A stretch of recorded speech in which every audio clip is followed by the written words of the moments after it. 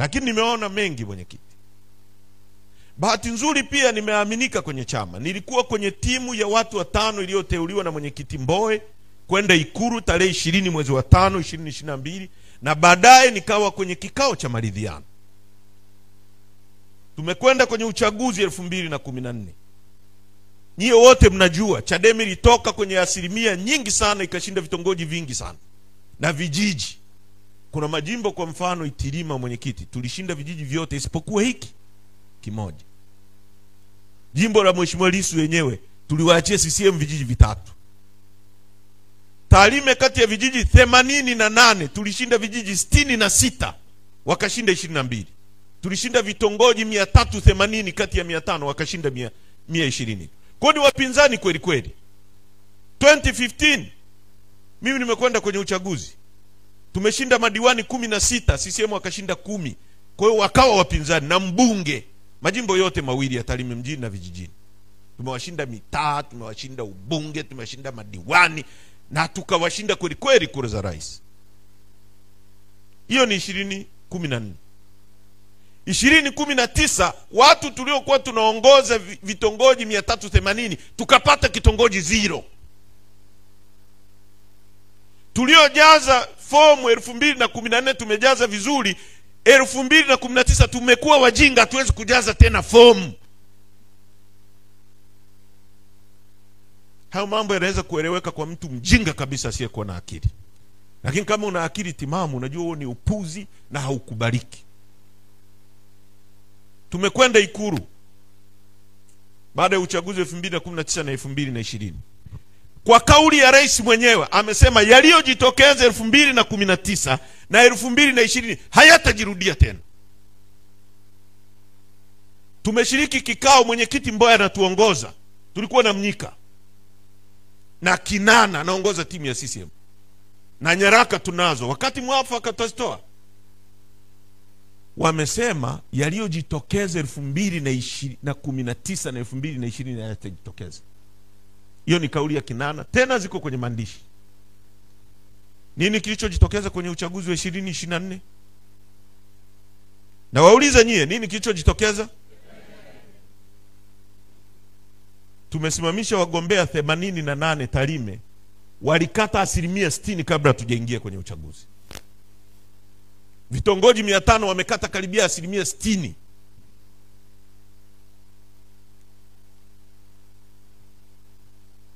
Kwa mujibu wa kauli ya waziri wa TAMISEMI aliyotoa kwa waandishi wa habari, wamesema wagombea 12,600 wa upinzani wameondolewa kwa sababu ya kushindwa kujaza fomu, si wamegonga mihuri vibaya, si nini. 12,000. Kwa tunaenda kwenye uchaguzi CCM imesha shinda wagombea 12,000. Na kwa mujibu wa takwimu zetu ni wagombea waliondolewa wa kwetu. Kuna mwana Chadema anathubutu kusimama kama kweli huyu mtu ana nia njema na chama hiki, kusema kwamba tukienda kwenye uchaguzi kwa mazingira haya tutashinda? Yupo? Anyoshe mkono hapa aseme mimi jimbo langu mkiniacha hivi nitashinda. Tumuone. Tusidanganyane hapa.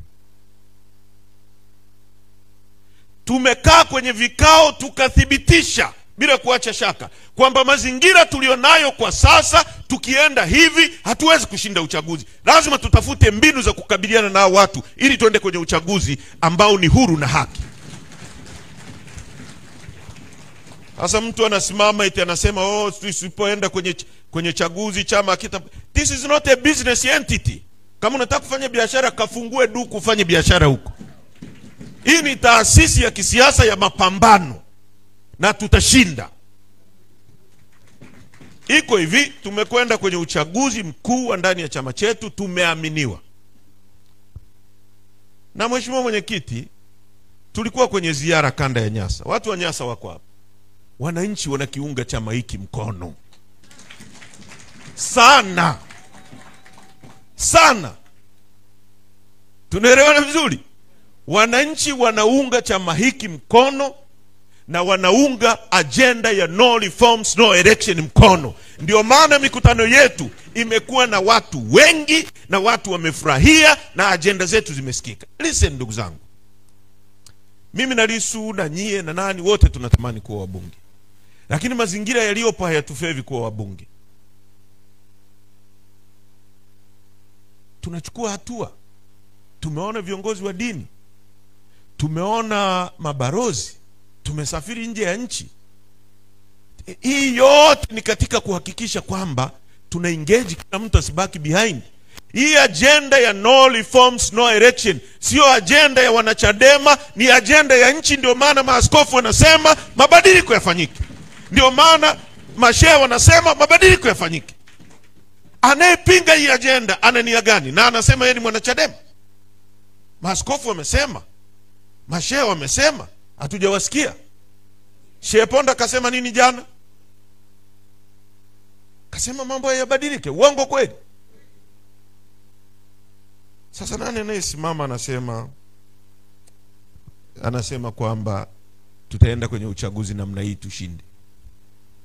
Anataka kublackmail chama? No blackmailing here. No blackmailing kwa kweli. Tusidanganyane hapa jamani. Nchi yetu inalilia mabadiliko. Watu wamefanywa maskini. Rasilimali zao zinauzwa kwa Wachina. Watu wanahitaji uongozi mbadala. Uongo kweli? Na uongozi mbadala huwezi kupatikana kwa njia hizi. Kwa uchaguzi huu. CCM hawataki uchaguzi huru kwa sababu wanajua hauwezi kushinda kwenye boksi la kura. Wewe unayesema twende kwenye uchaguzi kwa njia hizi, wewe unaunga mkono CCM, huungi mkono mabadiliko ya wananchi wanayoyataka. Kazi tulionayo, tupeleke petition, na inawatisha sana. Kuna karatasi za petition tumezunguka. Mwenyekiti na mimi nimepata taarifa ya ndani. Na advantage ya kuwa kiongozi, mimi nimegundua ukiwa kiongozi wa juu humu kuna taarifa vinapita kwako hivi unavyo. Kwa mwenyekiti wetu hatuongozi kwenda Shimoni, na mimi namsaidia, tuko na shehe hapa, hatuwezi kwenda Shimoni. Na mwenyekiti anajua vile vile akitaka kwenda Shimoni na mimi nikaona nitaenda Shimoni, nitamwambia mwenyekiti hapa tunaenda Shimoni. Kwa hiyo hakuna namna mtu kuwa na hofu hapa. Iko hivi, hawa jamaa wanatetemeka kweli kweli. Tusiwasaidie. Tusifanye nini? Tuwasukume kwenda Shimoni wanakoelekea. Hakuna uchaguzi utakuwa na uhalali nchi bila Chadema. Haupo huo uchaguzi, haupo. Kwamba Chadema haipo, ndani atakuona kwamba utayumba kutoka siku ya kwanza. Watu wetu wanauawa. Tunataka tuende kwenye uchaguzi za vita. Kwenye vitu vitongoji ameuawa hapa Singida, kitongoji tu. Alafu mtu anatuambiaje ubunge ndio watakupa? Hakuna. Wengine wanafikiri tukienda tutapata 5% sio nini, tutapata viti. Hata wengine kama wanakunyima 5% ya kwenye kitongoji watakupa 5% uqualify kupata ruzuku. Hivi tunaongea mambo tumesinzia au tunajua mambo watu tunaodili nao? Watakupa 5% ya viti maalum, upate kiti maalum upeleke bungeni. Hawa watu hawana aibu. Kwa mwenyekiti, kumalizia ili nisi ndugu zangu, tukiondoka hapa tuchukue fomu za petition. Twende kila jimbo. Kama unataka kuwa mbunge, tunataka saini za Watanzania milioni 15 wanaosema uchaguzi kwa njia hii hauwezekani na hatukubali wizi wa uchaguzi. Alafu tutazikusanya, tutazipeleka kwenye organization zote za kidunia.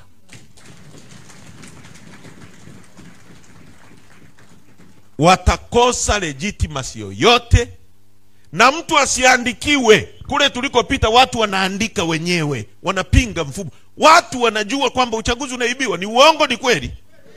Kwa nini sisi kwenda kufanya kazi? Sasa mtu anayetegemea apate ya mambo kwenye silver plata, huyo ni tofauti. Sisi tuko tayari kuongoza chama hiki kipate tume huru ya uchaguzi, tuingie kwenye uchaguzi. Short of that hakuna maelewano na hao watu. Hiyo ndio statement ya chama, na mwenyekiti atazungumza. Ndio makubaliano. Mimi bahati nzuri nilikuwa kwenye kamati kuu, na inachekesha sana. Nimecheka vitu fulani kwamba haya yalipitishwa. Wengine walikuwa wajumbe wa secretariat na ndio walidraft ile nani, alafu tena leo wanasema haiwezekani. Inaeleweka hiyo? Kuna nini kimebadilika hapa?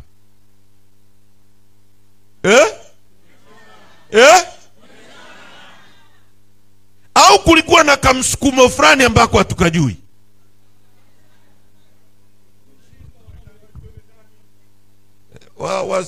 Uongozi huu umechaguliwa kidemokrasia na umekalia kiti, umetosha.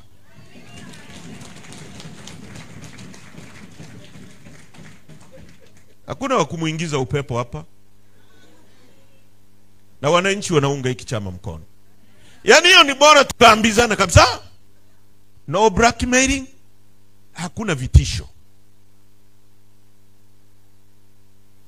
Na nimalizie kwa kusema, mwenyekiti, kuna yule punda aliyembeba Yesu. Alifikiri yeye ni maarufu sana, kwa sababu aliingia pale watu wanatandika miti, wanafanya nini, wanamshangilia, akafikiri yeye ni maarufu sana. Alipoenda peke yake aligundua, if you think you are more prominent kuliko Chadema, jaribu. Kuna wengi tu wamejaribu. Hiki ni chama cha wananchi, kinaungwa mkono na mwenyekiti. For the first time chama hiki kimeseti agenda. Wasira naimba no reform, Makara naimba no reform, wananchi wanaimba no reform. Mnataka nini zaidi hapo? Peoples, hakuna kurara. Asanteni sana, Mungu awabariki.